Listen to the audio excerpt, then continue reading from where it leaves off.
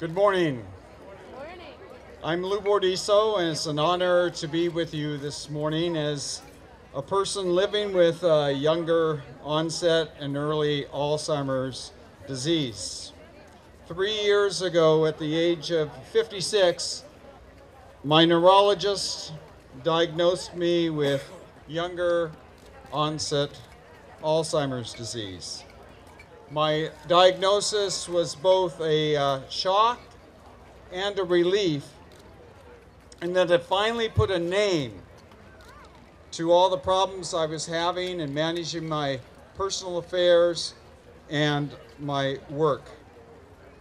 My experience living with my diagnosis is similar to that of many people with Alzheimer's. When first diagnosed with Alzheimer's, my life took an unexpected turn. My future hopes and dreams were altered by a few short words from my medical provider. Abruptly, my life as I had known it had changed. Suddenly, I was navigating insurance policies, trusts and wills, financial and long-term care planning, early retirement, Social Security disability insurance, medical directives, and compromised health, all at the same time. And to make matters worse, I often forgot appointments, and it takes me a long time to learn and to retain new information. And I tended to misplace my paperwork.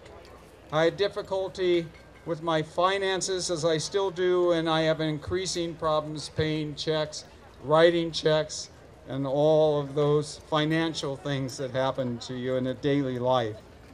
It was, and it still is, very overwhelming.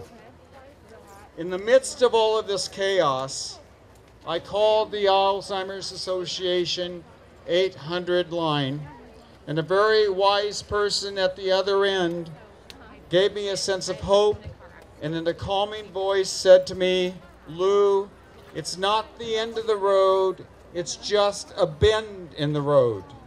And she encouraged me to focus on my strengths and not to dwell on my shortcomings. By focusing on my strengths, the Alzheimer's Association has given me an opportunity to put a new face on Alzheimer's. As an advocate, an Alzheimer's advocate, while having coffee in between congressional visits on Capitol Hill in Washington, D.C. a few months ago, I overheard a lobbyist behind me at another table saying to other lobbyists, "If you do not have a place at the table, you will be on the menu." The Alzheimer's Association gives us a place at the table. It helps to put a face on Alzheimer's, and it gives us an opportunity to tell our story. In my role as an advocate and a national early stage advisor for the Alzheimer's Association, I have had opportunities and occasion to hopefully to make a difference for others who are also living with this disease. I am hopeful for the future of Alzheimer's disease because of people like you who join us in the fight for a future without Alzheimer's. You help to change how others think about us who are living with this disease and how people treat us, those of us living with this disease. And I thank you from the bottom of my heart for what you have done, what you are doing, and what you will continue to do for this cause. Someone once said to me that Alzheimer's must have brought me to my knees, and I responded, on the contrary. Alzheimer's has not brought me to my knees, but has brought me to my feet.